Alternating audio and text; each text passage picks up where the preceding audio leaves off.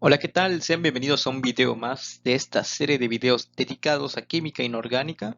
Yo soy el bachiller Rodrigo Emanuel Camasmay, formo parte del grupo de alto rendimiento del Departamento de Ciencias Básicas del Instituto Tecnológico de Mérida y el día de hoy vamos a proseguir con el programa del capítulo 3 para hablarles de las masas moleculares nuclídicas y las fórmulas químicas. Sin más, pues comenzamos. Con anterioridad les había hablado sobre los núclidos, ¿no? Ahorita vamos a hablar sobre la masa molecular nuclídica. Para esto hay que recordar qué es masa o peso atómico, el peso atómico y también la masa atómica. La masa atómica, pues, es el promedio de las diversas masas atómicas de los isótopos que les había comentado, ¿no? Que difieren en su núcleo porque tienen diferentes números de neutrones. Y el peso molecular está dado por la suma de la masa atómica por las veces que contiene ese átomo en cada elemento de la molécula.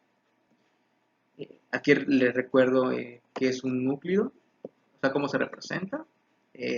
La letra A, pues, es para diferenciar a los isótopos. Y la masa de un núcleo va a estar dada por las unidades de masa atómica, que es su unidad y se representa con la letra U. Ahora sí, la masa nuclídica, pues es la suma de las masas de núcleos. Se puede decir que núcleos hace referencia a una forma general para abordar también a los isótopos y no solo concentrarnos en la masa atómica promedio. Bueno, para proseguir con la explicación, les voy a hablar un poquito sobre el espectrómetro de masas, ya que esta parte es la que nos sirve para aplicar nuestros conocimientos. El espectrómetro no es más que un instrumento capaz de separar las partículas de distintas composiciones isotópicas y medir sus masas relativas individuales. ¿Qué buscamos? Pues buscamos separar átomo por átomo a una sustancia que tal vez desconocemos. ¿Cómo funciona? Bueno, aquí podemos ver un diagrama y se introduce la muestra. Después esa muestra es ionizada.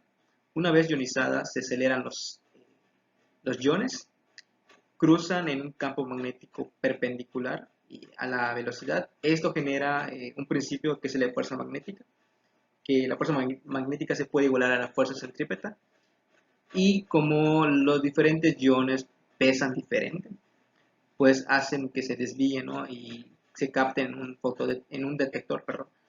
Y ya en el detector es que podemos registrarlos en una gráfica como la que pueden ver aquí, donde el eje de las abscisas pues es el peso atómico o unidad de masa atómica y en el eje de las ordenadas pues tenemos la intensidad. Y con eso podemos saber lo que les comentaba, cuánta masa tiene cada átomo, ¿no? Tal vez no conocer qué átomo es, pero pues sí conocer su masa atómica. Y eso es importante porque nos permite deducir una fórmula exacta sin recurrir a un análisis químico cuantitativo para la composición. Y ahorita vamos a ver un ejemplo claro de esta aplicación. Bueno, pues ahorita les voy a platicar sobre un ejemplo que es aplicativo al espectrómetro de masas. Nos dice, se tienen tres gases, monóxido de carbono, etileno y nitrógeno. Y estos tres gases pues, se van a componer de los elementos como carbono, oxígeno, nitrógeno e hidrógeno, donde van a predominar eh, estas masas atómicas de cada elemento sobre los demás isótopos. Si si calculamos estos, calculamos la masa molecular, pues obtendríamos aproximadamente 28. ¿Y cómo podríamos diferenciarlo, no? Si es un monóxido de carbono, un etileno, un nitrógeno. Bueno, esto es gracias al espectrómetro. El espectrómetro tiene esa capacidad de diferenciarlos. Y es que por cada peso molecular que se determine va a haber una intensidad.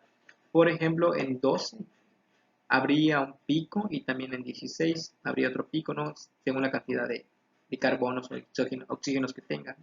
Y ahí podríamos descartar que no es nitrógeno, porque pues el nitrógeno tiene ni 12 ni 16. En cambio, en el otro, en el etileno, pues vamos a ver picos en 24 y en 1, perdón, en 12 y en 1. Y pues en 12 pues habrían como que una cantidad de intensidad y también en el 1. Entonces ahí podríamos decir que pues el 1 conocemos cuál es la masa atómica de este elemento, es el hidrógeno. pues ahí podemos descartar, por ejemplo, el monóxido de carbono y así, por ejemplo, con el nitrógeno. Entonces, el espectrómetro de masas pues, es muy útil y es muy preciso igual, ya que nos permite saber qué cantidad de masa atómica hay de cada elemento. Bueno, para continuar, vamos a hablar sobre otro ejemplo, este un poquito más específico en química, para que quede un poquito más claro, ¿no? Nos dice, calcula la fórmula de un compuesto orgánico cuyas especies de núcleos dominantes hacen que su masa molecular precisa sea de 44.025. Se sabe que los compuestos que van a estar incluidos, pues es el carbono, hidrógeno, oxígeno y nitrógeno, y no hay otro. Para esto vamos a aproximar el peso molecular a 44 gramos sobre mol. También, como estamos hablando de un compuesto orgánico, sabemos que el número de carbonos va a ser mayor a 1 y es menor a 3 porque recordemos que la masa atómica del carbono es 12. Si multiplicamos 12 por 4, que es el número máximo de enlaces del carbono, pues obtendríamos 48 y pues se pasaría. Y además hay otra fórmula que vamos a aplicar ahorita, que es el número de hidrógenos máximo. Nos dice que este número de hidrógenos máximo va a ser 2 veces el número de carbonos más 2 más el número de nitrógenos en dado caso de que hay. Ahora procedemos a escribir una tablita que es la siguiente. Aquí es una que propone el autor del libro y por ejemplo en la columna 1 se ponen los esqueletos que vamos a como que a suponer que es la fórmula molecular. En la columna 2 se pone la masa del esqueleto. Por ejemplo, en el primero pusimos carbono, nos dio 12. En el 3, pues es restarle ese 44 que supusimos de peso molecular al número de masa del esqueleto para obtener el residuo, ¿no? En este caso sería 32. Y ahora aplicamos, por ejemplo, cuál sería el número de hidrógenos máximos. Basándonos en esta fórmula, como tenemos un carbono, pues sería 2 por 1, 2. Más 2 es 4. Y como no hay número de hidrógenos, pues es 0. Pues aquí podemos ver un 4. Y la fórmula molecular pues no se escribe porque como el número 4 es el mayor, estaremos hablando de C y H4 como máximo. Y eso no satisface o no hace que pueda ir una fórmula molecular que cumpla con esto.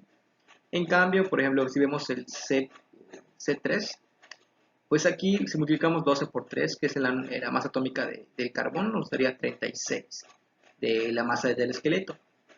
Si restamos 44 menos 36 nos daría 8. Ahora si sacamos cuántos hidrógenos tendríamos como máximo, sería 3 por 2, 6, más 2, 8. Sería 8. Y 8 pues corresponde también a 8, o sea, esos 8 pueden ocupar esos 8 lugares. Y tendríamos C3H8. Y si sacamos su fórmula, su masa molar de ese núcleo, nos daría 44.063. Y así sucesivamente se realiza por medio de suposiciones. El chiste es que una vez que ya tengamos la masa molar nucleítica, vamos a compararla, cuál se acerca más a la masa propuesta. Y resulta que el C2O, pues es el que tiene la masa molecular más cercana, ¿no? Y pues decimos que esta es la correcta. Hasta aquí llegamos con el video de hoy. Agradecemos mucho su atención. Nos vemos en la próxima con otro videíto más. Nos vemos. Adiós.